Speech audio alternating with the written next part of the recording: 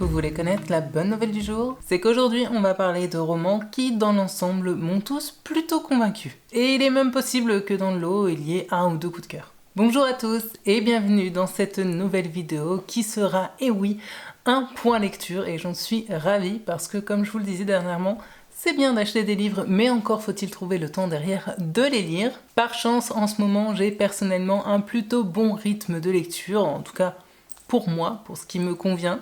Et ce qui est encore mieux, c'est qu'au-delà de lire beaucoup de livres, je fais surtout de très bonnes lectures. Et on est d'accord que dans l'affaire, c'est même plutôt ce critère qui est primordial. Au programme du jour, donc, des romans policiers et des thrillers, parce qu'on est sur ma chaîne et que forcément ça reste ce que je préfère personnellement lire, mais également un policier historique ainsi qu'un roman contemporain. Et préparez vos wishlists parce que comme je vous l'ai dit, dans le lot il y a quand même quelques titres que pour moi il faut découvrir. Alors je vais prendre les titres une fois de plus tels qu'ils sont posés là devant moi sans aucun ordre de préférence. Et le tout premier que j'attrape, il s'agit de Tuer le fils de Benoît Séverac aux éditions Pocket. Alors dans ce roman, on va principalement suivre Mathieu qui a grandi seulement avec son père parce que sa mère est décédée lorsqu'il était jeune. Il a un jour tué un homme. Alors au fur et à mesure on découvre dans quelles conditions, pourquoi, comment. Toujours est-il donc qu'il a purgé une peine de prison, qu'il vient tout juste d'être libéré et malheureusement le lendemain, je crois, de sa libération, son père est assassiné. Forcément, le premier que l'on soupçonne, c'est bien sûr Mathieu. Alors est-il coupable ou non? C'est bien un peu toute l'affaire de ce roman. Et pour faire la lumière sur ce mystère, on va donc suivre l'enquête d'un flic qui s'appelle Cérizol et je ne vous en dis pas plus. Alors à titre personnel, j'ai désormais pas mal de romans de Benoît Séverac à mon actif. Je pense que ça doit être peut-être le 4e que je lis de lui.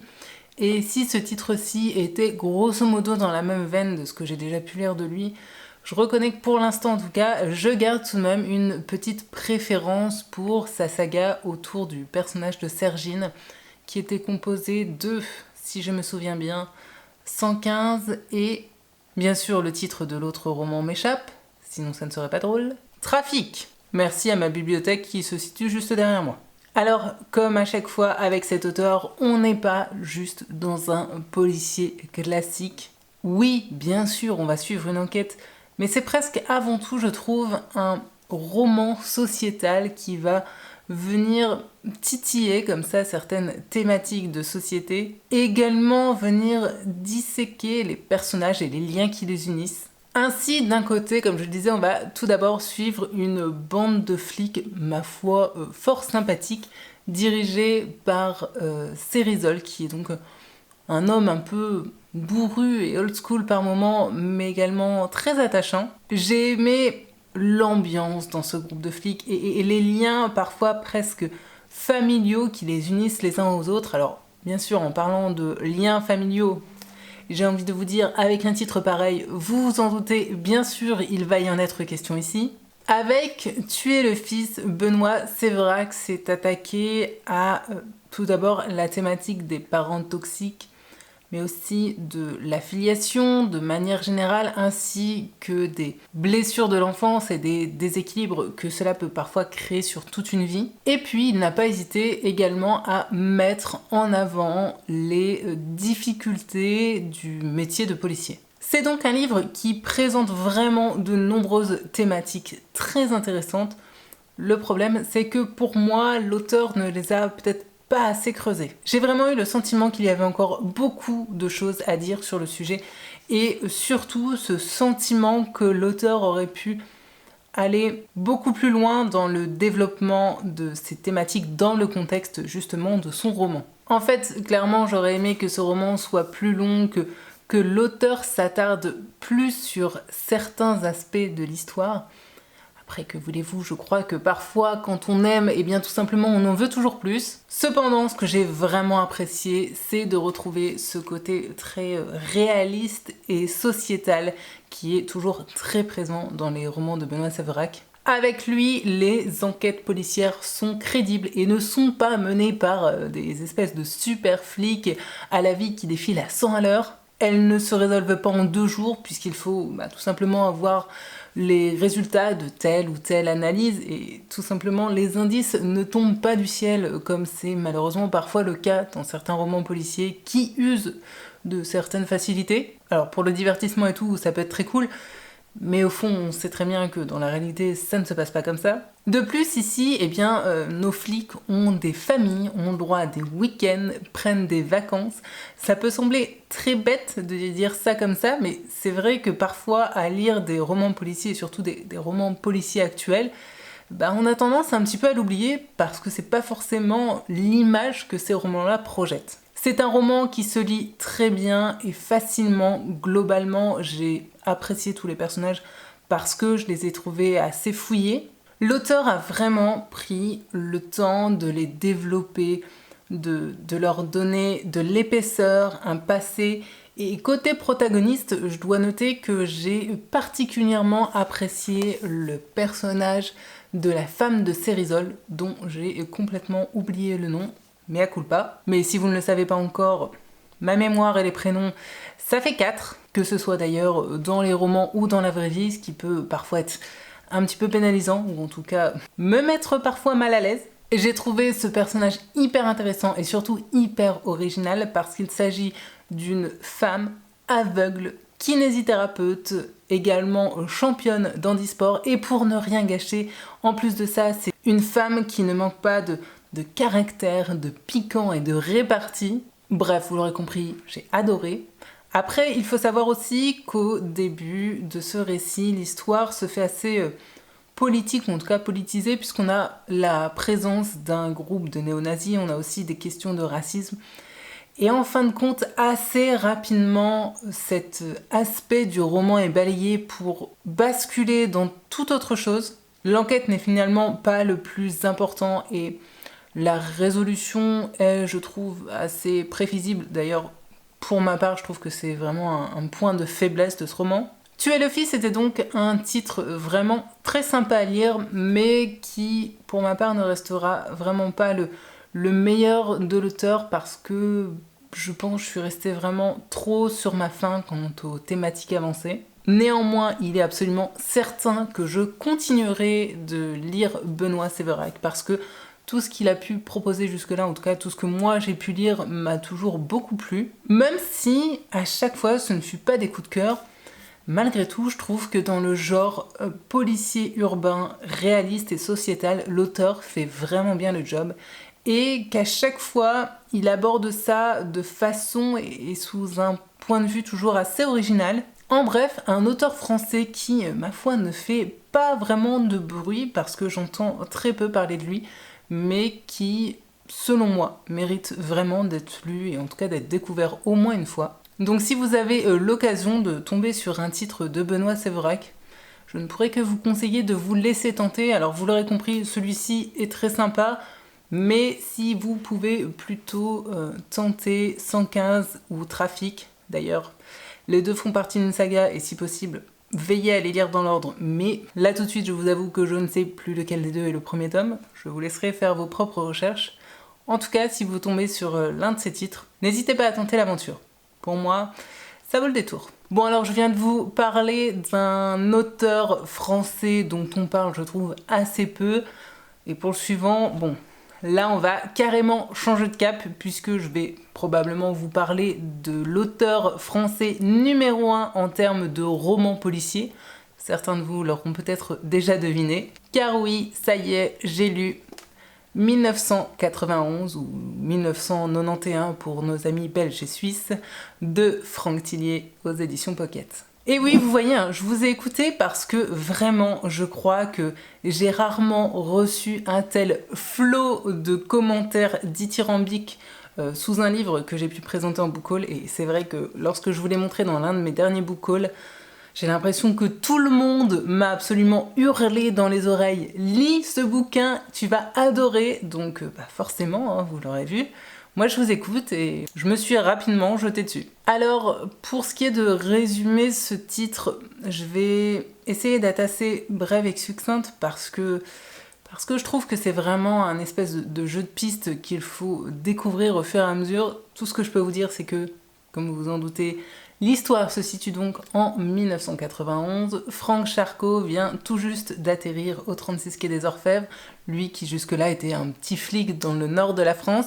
Il s'avère qu'un jour, par un espèce de jeu de pistes un peu hasardeux, un Parisien va découvrir dans une boîte aux lettres une photo d'une femme ligotée sur un lit, bref, un truc un peu chelou avec une adresse au verso. Bien sûr, lorsque l'on va se rendre à l'adresse en question, on va découvrir un cadavre, et de là va venir se mettre en place tout un jeu de pistes macabres auquel, bien sûr, Franck Charcot va devoir mettre un point final et trouver qui peut bien faire ça. Bref, du grand Franck Tillier avec Franck Charcot, quoi. Si vous avez déjà lu la saga, je pense que vous voyez un petit peu dans quoi on va plonger. Je vous l'avais dit lors de mes résolutions de début d'année, c'est vrai que l'année dernière, j'avais lu finalement très peu de romans de Franck Tillier, alors que c'est un auteur que j'adore, c'est l'un de mes auteurs favoris, et j'avais vraiment envie cette année, en plus de ça, de retrouver un petit peu sa plume. Donc vraiment, j'ai été ravie de renouer avec cet auteur, de retrouver son style, son univers, qui plus est avec le Franck Charcot des débuts. J'avais vraiment hâte de découvrir les prémices de ce personnage que je connais donc pour avoir lu la suite de la saga, et ma foi, je n'ai vraiment pas été déçue. J'ai vraiment beaucoup aimé le fait que l'auteur nous livre au final un Franck Charcot très différent de ce qu'il est devenu dans la suite de la saga. Puisque comme je le disais, dans 1991, c'est très clairement le bleu de l'équipe, le petit flic qui débarque tout juste à Paris, et plus précisément au mythique 36 quai des Orfèvres, alors que jusque-là il n'était qu'un petit flic du Nord. Vous vous en doutez, je dis ça absolument sans aucune condescendance, puisque je vis moi-même dans le Nord. Et que d'ailleurs, si vous ne le saviez pas, bien que désormais Franck Tillier vive du côté d'Annecy, à la base, c'est aussi un auteur du Nord. D'où le fait que l'île et sa métropole soient régulièrement très présents dans ses romans. Une fois de plus, j'ai beaucoup aimé tous les personnages. Alors, Franck Charcot, bien sûr, mais également tous les flics déjà en place au 36 quai des Orfèvres. Franck Tillier maîtrise vraiment bien la construction des personnages, mais aussi de cette espèce de groupe et de familles secondaires que l'on retrouve régulièrement dans des groupes de flics comme ici. Chacun des protagonistes est crédible avec ses défauts et ses qualités, ses petits ou ses gros secrets, et c'était vraiment très chouette à suivre. Charcot est beaucoup plus timide et en retrait qu'il ne l'est dans la suite de la saga, même si au fur et à mesure de ce tome, on voit qu'il prend petit à petit conscience de ce que ce métier implique, et aussi du fait qu'il ne pourra pas sortir tout à fait indemne de cette carrière de flic. Même s'il est encore bourré de bonnes intentions, on sent vraiment que de plonger dans le grand bain et d'être confronté comme ça à une réalité et à une horreur qu'il n'imaginait même pas l'ébranle profondément. J'ai bien sûr aussi beaucoup aimé retrouver le personnage de Suzanne, qui est l'une des protagonistes de Train d'enfer pour Ange Rouge. En tant que lectrice de la saga Charcot, j'ai vraiment vu toutes les connexions se faire comme ça au fur et à mesure. Et si je reconnais un petit côté un peu fanservice, je ne peux aussi m'enlever de l'idée que tout ça n'était pas tout à fait gratuit. L'histoire en elle-même, c'est du Tillier pur, hein. Une fois de plus, l'auteur tisse sa toile et nous plonge dans un méandre comme ça de réflexion aux nombreuses ramifications. Personnellement, en tant que lectrice, j'adore ce type de roman qui me stimule intellectuellement, qui titille ma curiosité et dans lesquels je n'ai de cesse d'essayer à tout moment de comprendre avec les personnages. Dans ce titre, Franck Tillier aborde une thématique que j'ai beaucoup aimée, un univers de base qui me plaît beaucoup et qui se prête d'ailleurs très bien à ce type d'histoire, donc forcément à titre personnel j'ai très rapidement accroché. Je fais personnellement le choix de totalement taire cette thématique afin de laisser la surprise entière au futur lecteur, Mais une fois de plus, j'ai vraiment trouvé que Franck Tillier avait abordé cette thématique avec beaucoup de justesse et avec juste ce qu'il faut d'apport, de faits véridiques pour étayer son propos. Bien sûr, j'ai adoré que l'histoire se déroule en 1991. Personnellement, et un peu bizarrement, j'ai trouvé cela très rafraîchissant parce qu'en toute logique, le fait que ça se déroule cette année-là, eh bien, a fait que l'enquête en elle-même était très différente de ce que j'ai l'habitude de lire dans les romans policiers contemporains. Et là encore, on sent que Franck Tillier, tout du long, a vraiment veillé à toujours être très crédible. À cette époque, les flics n'avaient pas d'internet, n'avaient pas de GPS, de téléphone portable, et si ça peut sembler peut-être un peu bateau à dire comme ça, eh bien ma foi, pour eux, ça change absolument tout.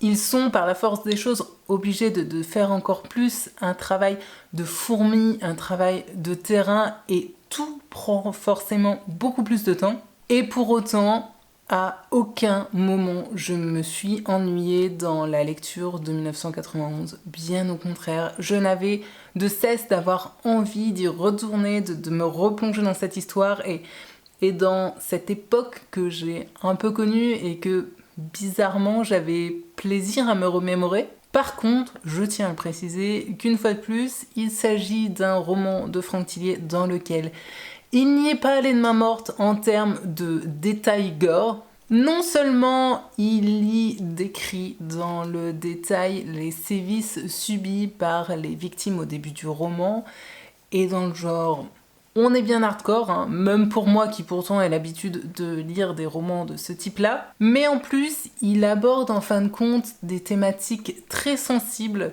liées notamment aux enfants, donc vraiment lecteur sensible s'abstenir. Néanmoins, j'ai trouvé que la thématique de fond soulevée sur la fin était extrêmement intéressante, et en plus de ça, c'est vraiment quelque chose que je n'ai pas du tout l'habitude de rencontrer dans mes lectures. Donc là encore, bon point pour l'auteur. Par contre, si je devais avoir un point négatif quant à ce roman, ce serait justement pour la fin. Parce que j'ai trouvé cette fin, excusez-moi, mais très prévisible. Alors, oui, vous me direz, c'est sûr que j'ai l'habitude de lire des romans policiers, donc forcément, lorsque je fais ce type de lecture, j'ai des schémas narratifs qui me viennent très facilement en tête, comme des espèces de réflexes pavloviens. Mais malgré tout, j'ai vraiment trouvé que, pour le coup, Franck Tillier avait ici manqué, je trouve, d'un peu de subtilité. Alors peut-être que vous ne l'aviez pas vu venir, et j'ai envie de dire tant mieux pour vous, parce que vraiment, dans ce cas-là, la fin a dû vous faire waouh et vous péter un petit peu au visage. Mais pour ma part, j'avoue que j'avais quand même deviné certaines choses depuis un petit moment. En tout cas, malgré voilà, mes déductions personnelles, je dois reconnaître que si je reste tout à fait objective, je trouve qu'il y a vraiment, en tout cas que j'ai lu vraiment des romans de Franck Tillier beaucoup plus surprenants au final que celui-ci. Pour la résolution finale. Parce que bon, les thématiques, là pour le coup, c'était vraiment cool. Cependant, même si donc je n'ai pas eu cette espèce d'effet waouh sur la fin, ça n'en reste pas moins une super lecture et même, je pense, carrément un petit coup de cœur parce que, sorti de ce petit point négatif, je crois que j'ai vraiment aimé tout le reste. Des thématiques aux questionnements soulevés en passant par l'ambiance, les personnages et l'époque qui sert de décor, j'ai trouvé que tout était très réussi. En plus de ça, le tout reste très rythmé et divertissant, donc vraiment une fois de plus, chapeau d'auteur. Il n'y a pas à dire, hein, Franck Tillier n'a vraiment pas volé sa réputation de taulier du polar français. Et pour ma part, 1991, ce sera donc un grand oui, oui et oui que je recommanderais vraiment vivement et chaudement à tous les lecteurs cependant qui ont tout de même le cœur bien accroché. Parce que c'était cool, c'était crédible, mais c'était aussi par moments franchement dégueu. Bon alors pour le roman suivant, je risque de retrouver mon sérieux parce que c'est un titre qui par la force des choses demande un certain sérieux et voilà, je sais que ça va être une chronique assez lourde quelque part, mais il fallait bien sûr que je vous parle de ce titre parce que non seulement je l'ai lu, mais aussi parce que C'est un titre important, impactant, poignant, que je ne suis pas prête d'oublier. J'ai donc lu, et enfin lu, parce que j'ai l'impression qu'à part moi, à peu près tout le monde l'a déjà lu, Ceci n'est pas un fait divers de Philippe Besson aux éditions Pocket. Bon, alors pour ce qui est de cette histoire, je vais vous la faire très rapide. Au tout départ, le récit est à la première personne et on suit l'histoire d'un jeune garçon de 19 ans qui est étudiant. Il étudie la danse classique. Il n'est donc pas chez lui.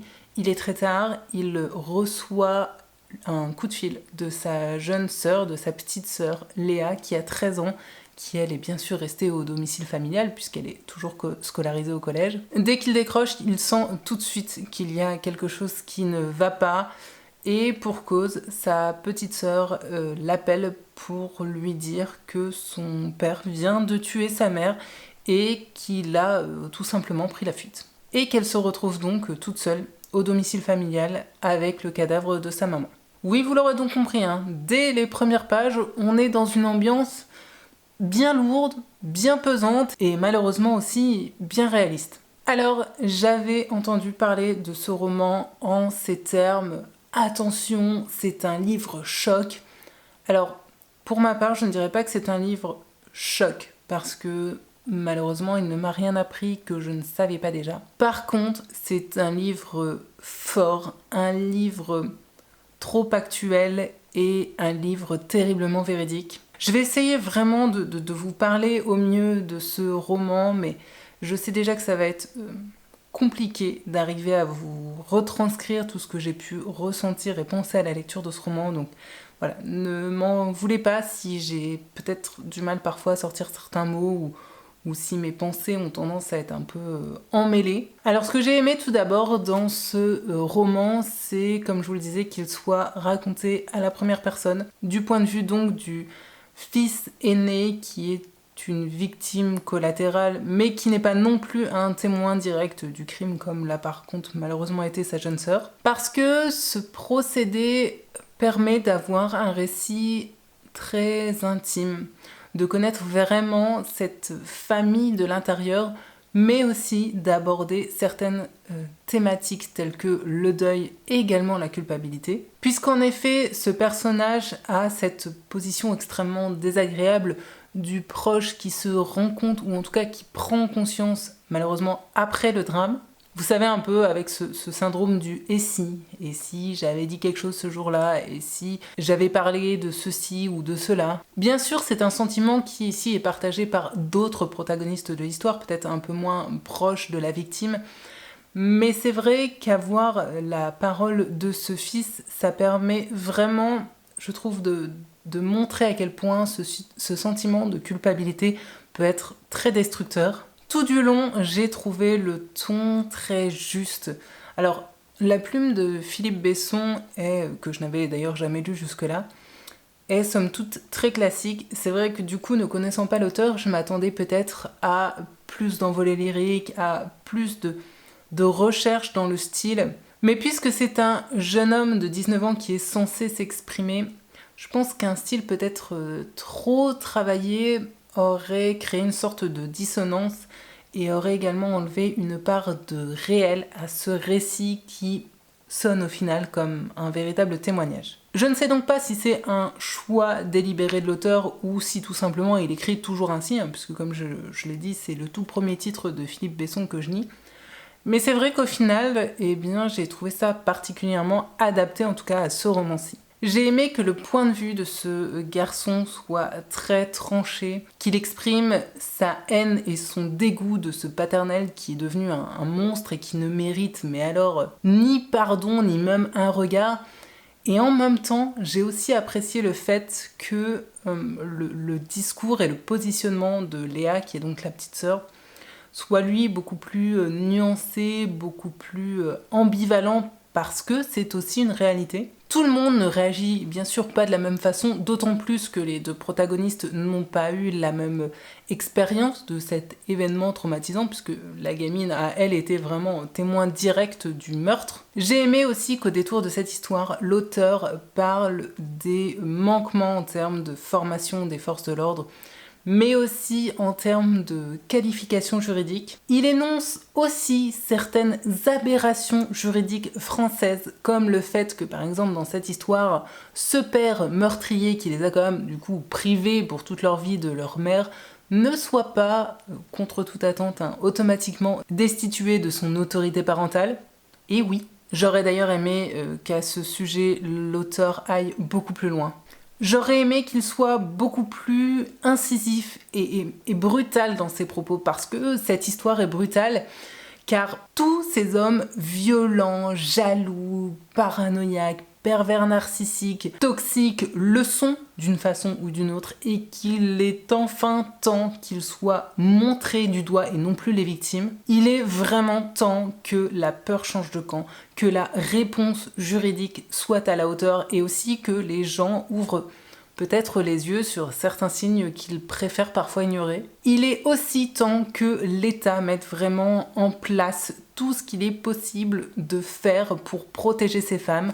Alors, je dis ces femmes, et je le dis beaucoup tout du long de ma chronique, parce qu'ici c'est une femme donc qui est victime. Mais je voudrais néanmoins préciser que certains hommes se retrouvent également dans cette situation. Alors, certes, ils sont beaucoup moins nombreux, mais je trouve que de nier totalement que cela puisse aussi arriver à des hommes serait un manque de considération incroyable envers ces victimes-là aussi. Il faut enfin aider efficacement toutes ces personnes qui, au quotidien, vivent dans ce cercle infernal fait de mépris, de rabaissement, d'insultes et de violence, avec cette peur lancinante de peut-être un jour y laisser la vie. Ceci n'est pas un fait divers et l'histoire malheureusement bien trop banale de ces femmes qui au quotidien vivent l'enfer et qui sont en plus de ça bien souvent contraintes de le cacher. Ce livre, c'est la vie de beaucoup trop de femmes en France et dans le reste du monde.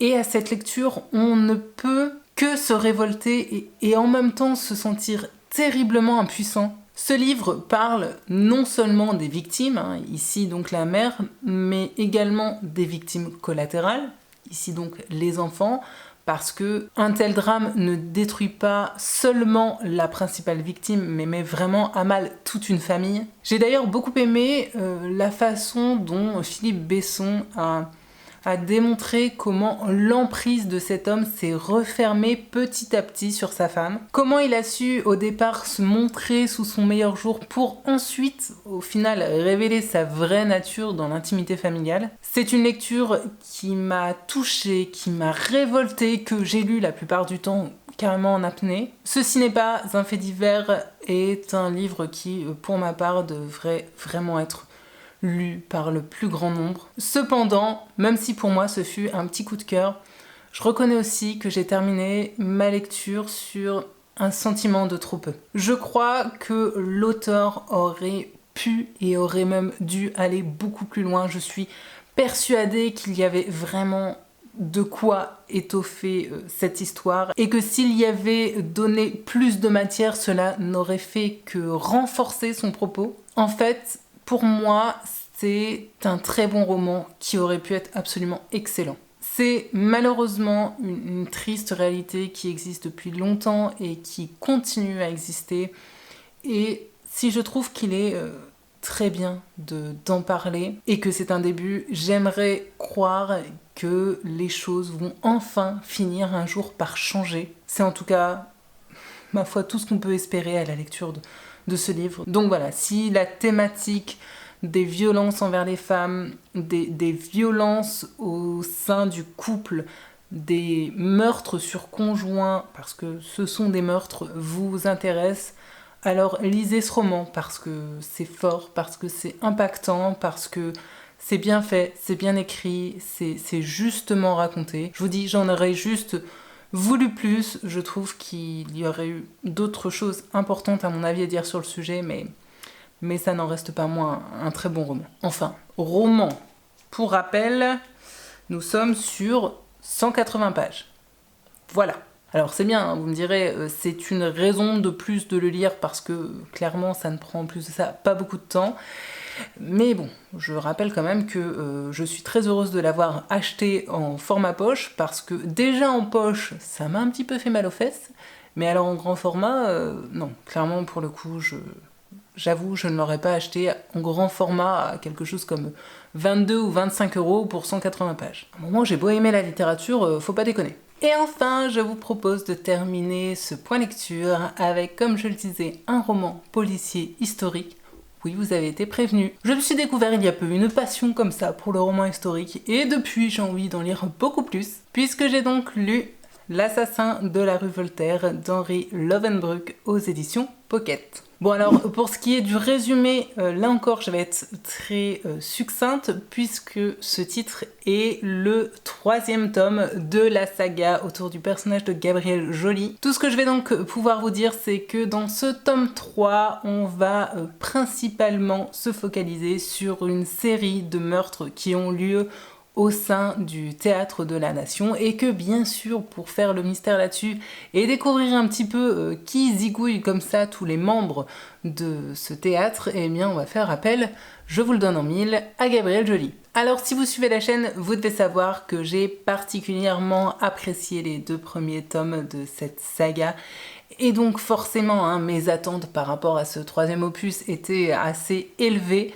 Malheureusement, même si ça reste un roman très bien écrit, pour moi, il n'est pas à la hauteur des 2 premiers, ou en tout cas, à titre personnel, je n'ai pas pris autant de plaisir durant ma lecture que durant la lecture des 2 premiers tomes. Bien sûr, j'ai adoré retrouver les personnages récurrents de la saga. Je suis toujours autant fan du trio formé par Gabriel, Théroigne et Récif, et j'ai vraiment adoré les échanges entre Mercier et Théroigne, que j'ai trouvé drôles, piquants et savoureux à souhait. Des ping-pong verbaux qui valent le détour et qui ne sont pas dénués d'humour et de second degré. Tout ce que j'aime. Le problème, c'est que justement, j'adore ces personnages, j'adore ce trio et la dynamique qui se crée entre nos 3 compères, et malheureusement, pendant une bonne partie de ce roman, eh bien le trio n'était tout simplement pas réuni. Tout d'abord, j'ai trouvé le début de ce récit un peu long à débuter, parce qu'en effet, Gabriel Joly met pas mal de temps quand même, je trouve, à faire son entrée en scène, et du coup, sur une bonne partie au début, j'étais dans l'attente, et je trouvais ça du coup un peu mou, malgré la présence de Théroigne, de Récif, de Danton ou encore de Camille Desmoulins, qu'on avait donc rencontré dans les tomes précédents. Ensuite, en tant que lecteur, on se retrouve avec une grosse partie qui se déroule en huis clos ou en quasi huis clos dans le Théâtre de la Nation, et bien que ce soit en toute logique le cœur du roman, je reconnais que c'est aussi la partie que finalement j'ai le moins appréciée. Il y avait beaucoup de personnages, beaucoup de fausses pistes, et j'avoue que par moments c'était un peu difficile de tout suivre et de s'y retrouver. Et puis le problème, c'est que pendant tout ce temps, eh bien Gabriel Joly n'était pas avec ses 2 compères, et que par conséquent on n'avait pas cet humour et cette dynamique que j'avais trouvé donc entre 3, et que j'avais tant apprécié justement dans les 2 tomes précédents. Durant l'enquête, les entretiens avec les différents suspects ainsi que les démonstrations qui en découlent m'ont énormément rappelé la construction narrative que l'on retrouve dans pratiquement tous les romans d'Agatha Christie, en tout cas dans ceux qui concernent les aventures d'Hercule Poirot. Alors je ne sais pas si l'auteur a voulu avec ce bouquin faire une sorte d'hommage à cette queen du roman policier, mais c'est en tout cas le sentiment que personnellement j'ai eu. L'enquête en elle-même m'a donc moyennement tenu en haleine. Par contre, j'ai vraiment beaucoup aimé le dénouement ainsi que la petite réflexion au niveau de la morale qu'elle amène. Et puis heureusement, sur la fin, une fois le mystère résolu, Gabriel retrouve bien sûr Récif et Théroigne. J'ai donc pu terminer cette lecture sur une note, ma foi, très agréable. Côté écriture, là, rien à redire, En même temps, avec Henri Lovenbruck, c'est toujours précis, intelligent, fouillé et très bien écrit. On sent clairement dans cette saga qu'il aime Paris, qu'il connaît cette ville comme sa poche. En même temps, cet auteur est né à Paris et il me semble d'ailleurs qu'il y vit toujours. Et puis au travers donc de L'Assassin de la rue Voltaire, on ressent aussi clairement son amour pour le théâtre de la Nation, pour la comédie française et d'ailleurs plus largement pour le théâtre tout court. Comme d'habitude, hein, mine de rien comme ça, au travers de son histoire, l'auteur nous livre une part de son savoir et, oserais-je le dire, peut-être carrément de son érudition. En tout cas, c'est, je trouve, ce qui transparaît de ses écrits. Mais si j'ai adoré jusque-là tout ce qu'il m'a apporté en termes de savoir, d'anecdotes et de faits sur l'histoire de France, j'avoue qu'ici, pour ce qui est de tout ce qui concernait le théâtre, ça m'a beaucoup moins passionné. Affaire de goût personnel, hein, peut-être que vous, c'est vraiment un sujet qui vous plaît énormément, et dans ce cas, j'imagine tout à fait que ce titre vous ravira.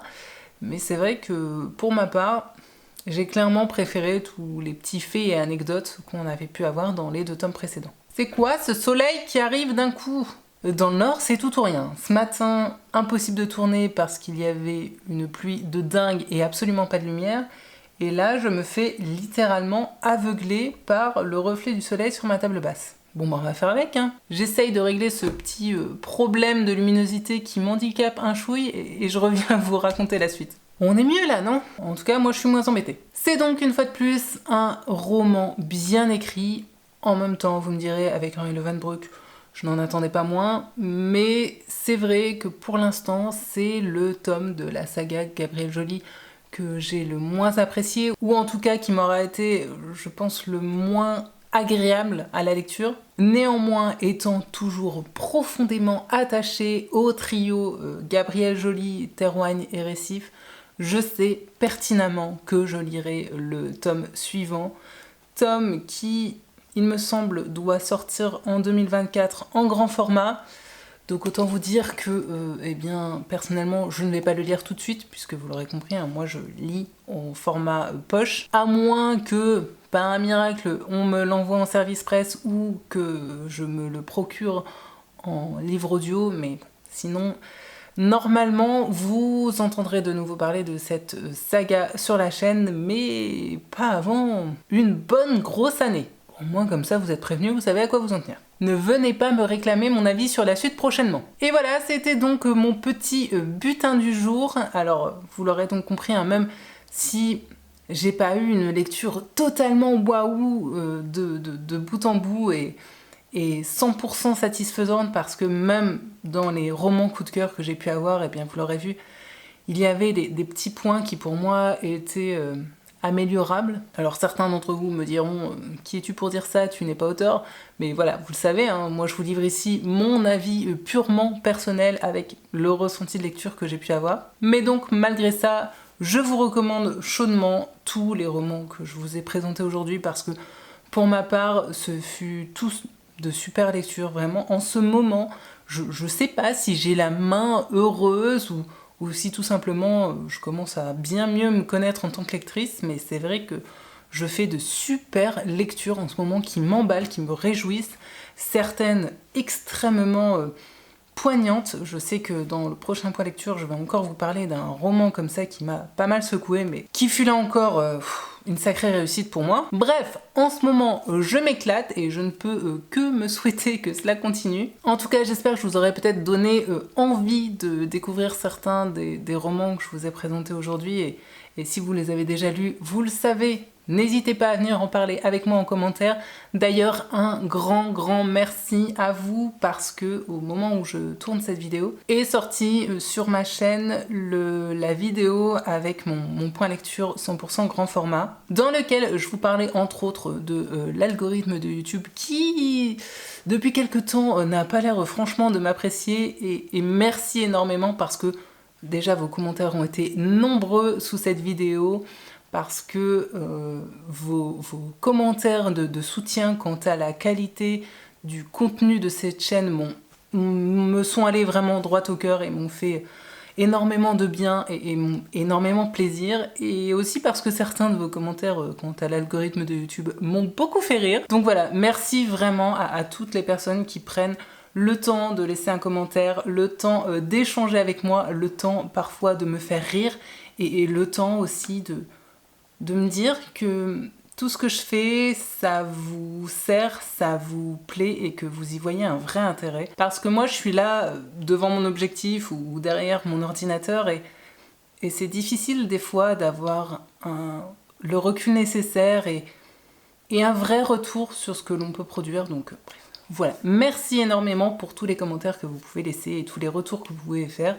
C'est très important et ça fait vraiment chaud au cœur. Sur ce donc, normalement, vous et moi, on se retrouve bientôt une fois de plus pour un point lecture, parce que je vous l'ai dit, en ce moment, je lis pas mal. Et jusqu'à la prochaine, comme d'habitude, vous le savez, je vous souhaite donc bien sûr paix, amour et littérature dans vos cœurs. Bye!